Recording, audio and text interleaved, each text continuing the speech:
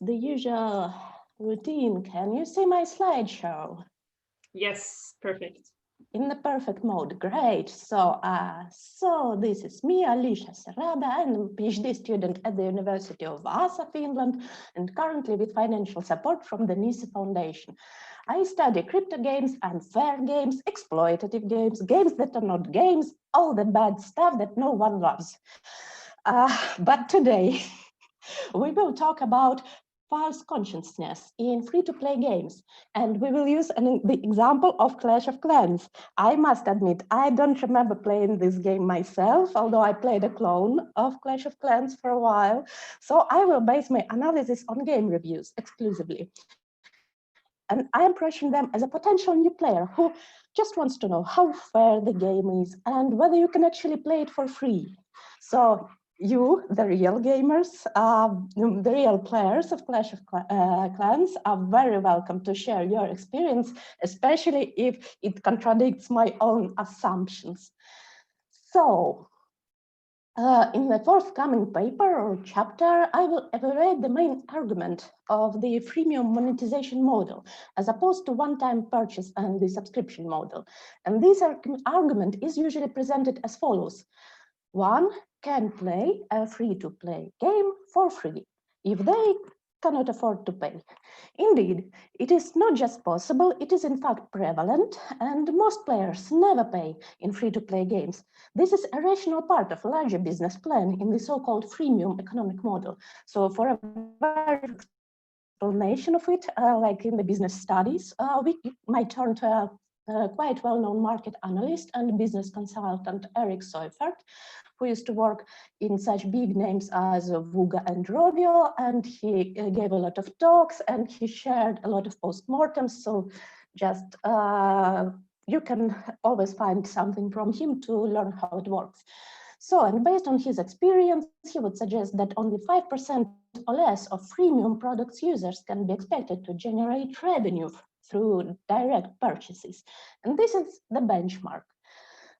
Games for niche audiences may have a higher percentage of paying players. I'm sure Clash of Clans does have a much higher percentage.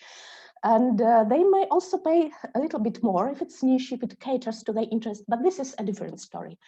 So indeed, free-to-play games have revolutionized the game industry. Mobile and social gaming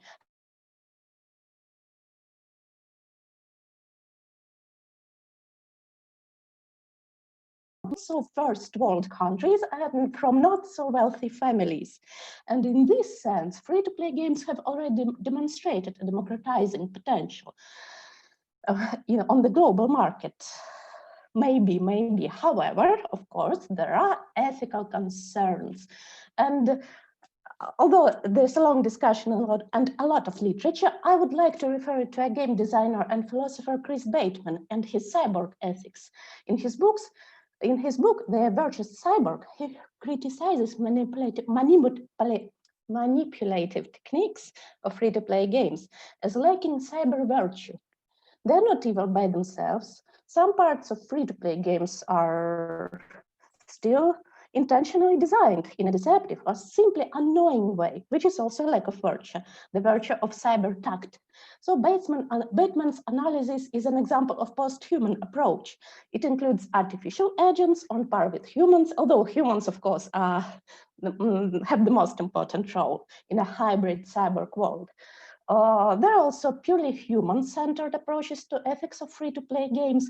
However, this line of critique is very weak against empirical evidence. Of course, there are quite a lot of players who leave free-to-play games because they feel it's a waste of time. But those millions who stay are generally very satisfied with their experience.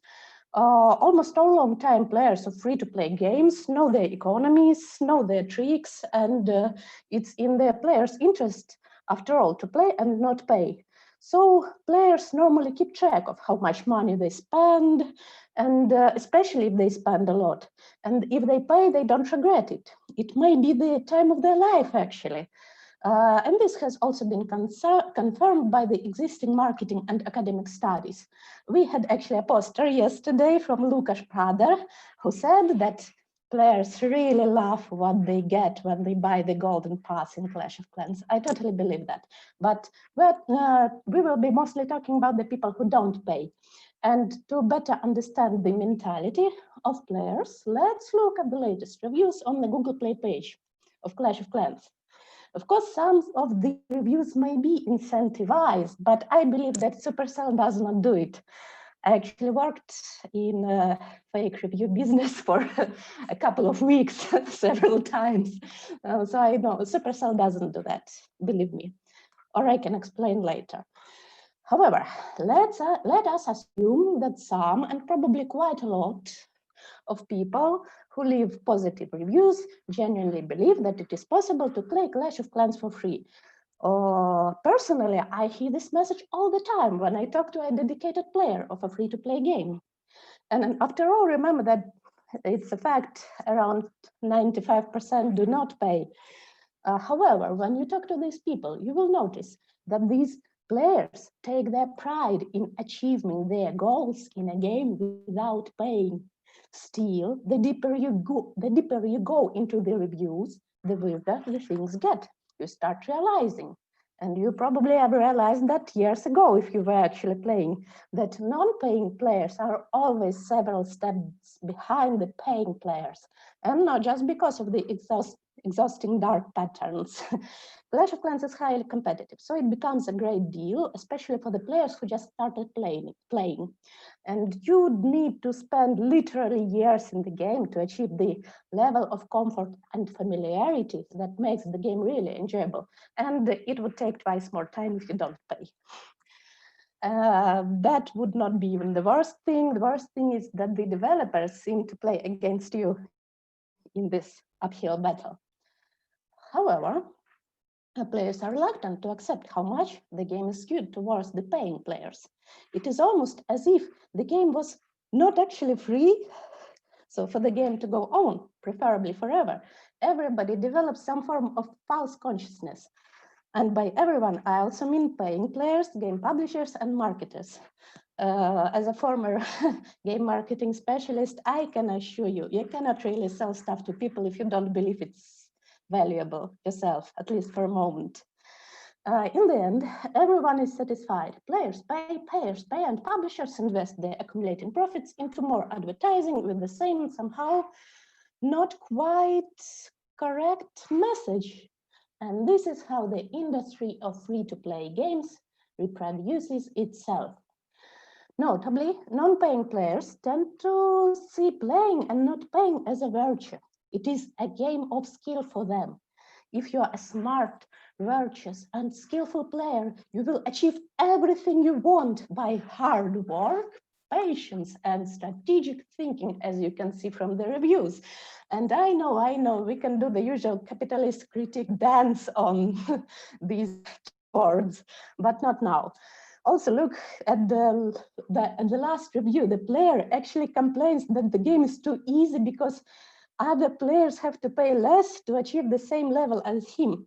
Probably it's somehow related to the psychological phenomenon of sunk cost fallacy. And this is also a major driver of the free-to-play game business. So in my analysis, I suggest that a free-to-play game is a game between the player and the publisher of the game. Don't forget that in most cases, the publisher and the developer are totally different entities. And the goal of the publisher is to make a player pay, and the goal of the player is to enjoy as much of the game as possible without paying.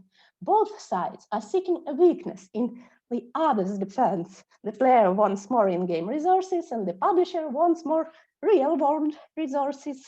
So they enter a more or less fair exchange that can be biased towards any of these sides. Don't forget that players are not stupid. This is the first thing you learn in this business. Players are not stupid. They can go to great lengths to cheat, to play against the publisher, and adjusting the phone's clock to get extra lives and Candy Crush Saga. Even kids would do that. And of course, that you could stop seeing unwanted advertising in the game if you disconnect from the internet. And for this reason, most games won't run without the internet connections now on your mobile phone. The question remains whether this confrontation has been rigged from the beginning. One possible direction, theoretically, is to apply the concept of false consciousness. And in fact, it's a kind of a marginal concept in Marxism and the following studies, because it is a term proposed by Engels. Marx does not seem to have mentioned it in these exact words. So false consciousness rather belongs to vulgar Marxism, although analytical Marxism has also paid some attention to the origin and the meaning of this term. You can find quite a lot of literature, as you can see from this slide. And generally, false consciousness is understood as a delusion, as false cognition, some form of collective imagination imposed by the ruling class, or as it would be more convenient to say today, by the capital, as we don't have a class society in the same sense as Marx and Engels had in their time. And the most definitive case of false consciousness has always been religion, particularly in Marxism-Leninism. And our case is more complicated and more direct at the same time. So in our little model of capitalist society, the publishers of the game are the ruling class because they literally own the game. And the game is represents a means of mental production of enjoyment. That's my definition. However, a truly Marxian and less vulgar perspective does not allow us to call it deliberate deception of the poor by the rich. Both the ruling class and the oppressed class are subject to the same ideology. It is very important. It's one of the key points in all studies and critical studies of ideology. Like a game, it would not work if some participants believed in it and others wouldn't. So the starting point is that false consciousness is never completely false. Ideological claims labeled as false consciousness are often based on true facts. It may be 95% of true facts in our case. So if the publishers promise free gameplay, they in fact made the game playable without investing real world money at the beginning, at least. But we know that this is an illusion. The game is never completely free. It's not free on a macro scale. What is meaningful for our case that many of the players themselves further promote this idea that the game is free. Another problematic assumption with false consciousness is that there must be true consciousness, right? No, there is no way to prove that a certain perception of the world is true, correct, or objective. Many interpreters of Marx, including Althusser, point out that the categories of truth and falsehood do not apply to ideology as a societal phenomenon. There is a consensus that ideology is much more much more, something that is much more than a set of illusions. Ideology is in fact naturalization of certain views in a society in whole. There is a very specific set of beliefs in a capitalist society, for example, as we have already heard today when we speak about this message of achieving success by being a self-sufficient, hard-working person. Like, this is one of these elements. However, we are looking at a much more basic element. We are looking at some kind of a symptom of ideology, and it may have its roots in a psychological realm. So if we come back to Engels, we also need to take into account that Althusser actually replaced a lot of the concepts that Engels was trying to build up on Marx. So in a sense, the Althusser's concept of ideological apparatus and interpellation, it is more progressive. It is the latest consensus. We don't really need to talk about false consciousness if we accept this model of a society that has this ideological apparatus that functions by like placing everyone in their own place and in this system, and the apparatus reproducing itself on several levels, and so on and so on. However, false consciousness has always been a recurrent buzzword in Marxism, Leninism especially, and it's still kind of a catchphrase among intellectuals, even though, according to Marx, intellectual workers are among the first to fall into its embrace. So why would we even need this idea after all?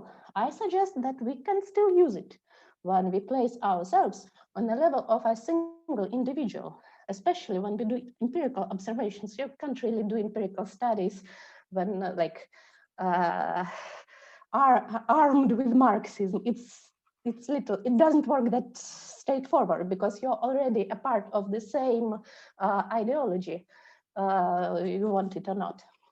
So you cannot really think outside of our social environment or against that environment in a productive way. It's really difficult. It's very, it does not happen just when we criticize capitalism on Twitter. That's not how it works. So this exact trick of mind that we perform can be described as a false consciousness, and it's somehow connected to the individual psychological level. And for example,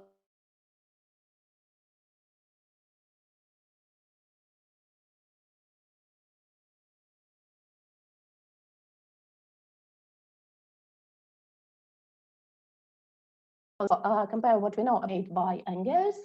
So players are, of course, very aware what they are doing. If they manage to play a game for free for that long, it means that they know how it works. They avoided most of the traps and dark design patterns in the game. Does self-deception take place? It kind of does, because players know it's a trap, but they persuade themselves that the reward is worth the effort. And do they base the knowledge of the game on their own idea of it only, idealistically? Oh no, they're very realistic. They encounter many other people's opinions. That's why people don't like to talk about free-to-play games, because they know that they might be ridiculed for that. So, and of course, they see reviews of other people. And for example, in many games you play in some groups, for example, clans, and of course, people discuss their wealth in the clan in a positive or in a toxic way, but still everyone is aware where it's coming from. So, even more, most games openly represent this model of capitalist production. Think about farming games. And this has been described in game studies a lot already. So players, in fact, learn how capitalism works in a very clear manner by playing such games as Farmville or The Simpsons Step Out. However, does it justify cyber bluntness and cyber deception from the game? To be honest, most players come to play not to fight the system. Also, many players still make unreasonable decisions because of cognitive biases, even if they know that something is wrong. So false consciousness might be more about self-deception than misinformation. Also, unlike ideology, which is a systemic property of a society, it might be connected to individual psychology, sometimes triggered by rather blunt manipulation. Of course, you can see a lot of self-deception, or maybe ignorance, or just positive thinking in these reviews of the players. They complain about typical monetization techniques. It's like they haven't realized that this is how the game wants to take their money from them. And it may sound naive, but these are also valid claims addressed at an ethical, implicit game designer, like the one to whom developers of ethical free-to-play games are addressing in their books on ethical free-to-play design. For example, I have this quote from Oscar Clarke's book. It's Games as a Service. It's a very good book about game design for designing casual games. And as I repeat again, we want to build a level of comfort and familiarity among our players for the goods we have on offer, while still giving the player a reason to want more of them. It's about this balance. It can be done. It can be done in an ethical way. Unfortunately, this line is too blurred.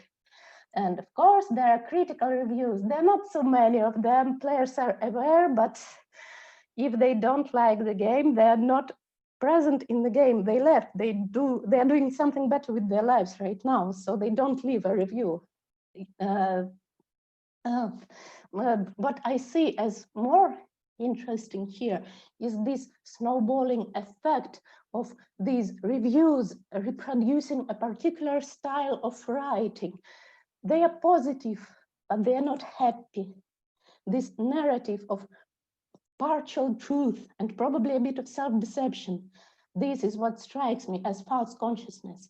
And of course, some human agents try to take advantage of others, same as in every other virtual world. And we had a great talk about that yesterday, so I won't go into that.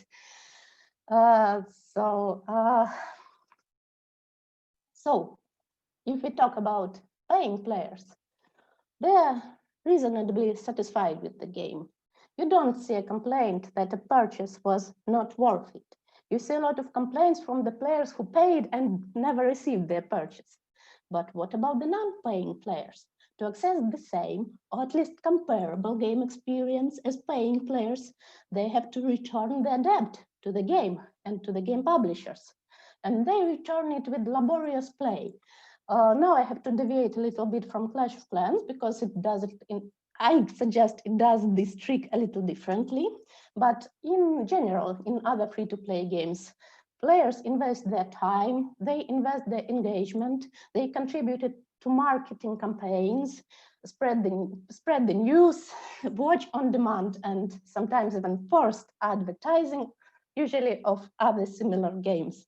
And these activities may overtake the majority of playing time, with only a fraction of it spent to achieve meaningful goals in the game itself. And this is how value is created within these economies, which are usually called economies of attention. Again, unfortunately, our case is just not a very good example of that, but there will be another chapter, I hope. So there are no ads in Clash of Clans, and many reviews mention exactly that. This game is good, it has no ads. That's lovely. But there is still this colonization of a player's attention. So they remain in the game as long as possible without actually doing anything. They're just waiting. They come into the game and they return to the game and then they go away and then they just wait. And there is also one way to extract value, to, so to say, stretch this gaming experience for as long as possible, because revenues are measured based on the lifetime of a player in a game. This seems harmless, but this is also ambivalent in terms of sustainability. This creates a situation that Tiziana Terranova, based on a vast literature review, just find this paper, it's good. So Tiziana Terranova rephrases it as poverty of attention, as the qualitative degradation of attention in overstimulating digital environments. This is how players respond to the publisher's imperative to create value out of partial attention and continuous distraction, end of quote. They simply stop paying attention, and I'm stressing this word paying here. And marketers who are trying to extract this value, they have to put more and more effort and even larger budgets. So we see these bubbles of investments in free-to-play games that only work when they're marketed with really huge budgets. And this is why we have a rather limited selection of large-scale free-to-play games such as Clash of Clans. It's 7 years old, this game. There are not many competitors to it because of how huge this bubble had to become to attract enough players. So our last Marxist concept for today is alienation. It is often associated with play labor or labor, sometimes even with false consciousness in analytical Marxism. And the problem is a worker in a capitalist mode of production is alienated from the fruits of their labor, and a player in a free-to-play game is alienated from the results of their play. They perform mundane tasks, and they are really not present, neither present nor absent. It's a liminal destructive state that you enter when you remain in a free-to-play game to pay back your debt with attention. And paradoxically, based on that, I state that only the players who have paid really money, they actually pay the game for free. After they have paid the fee, now they are free from the obligation of laborious play. They can be completely present in the game. They can dedicate their time to self-actualization. And this is actually not only the problem of free-to-play games. If we look back, oh, no, we don't look back. There is no way back. Yes, there is way back. If we look back on these criteria from, did that slide disappear? That would be weird. Alesha, can you please come to a conclusion in the next minute, because you are now over time for 8 minutes? Yes. I'm actually coming to the conclusion. Okay, this from Jose Zagal and colleagues. If we come back to this framework and to this paper, we can see that the same problem of alienation, of not being there, it is also a problem associated with grinding in the game, when the time is seemingly wasted on doing your chores mindlessly. And this, unfortunately, has been present in online games since the beginning of online games. So to conclude, the perverted logic is only the players who have played really, like who have paid, really pay. Oh my God. Only players who have paid are playing the game for free. Think about it. And free-to-play games, while they're not an ideology by themselves, they're just like a symptom, an ideology within an ideology within an ideology, if I may, with their representation of capitalism, like semi-self-aware representation of capitalist production. But there is certainly the air of false consciousness surrounding this seemingly valid claim that you can play this game for free. And that was the end. Thank you.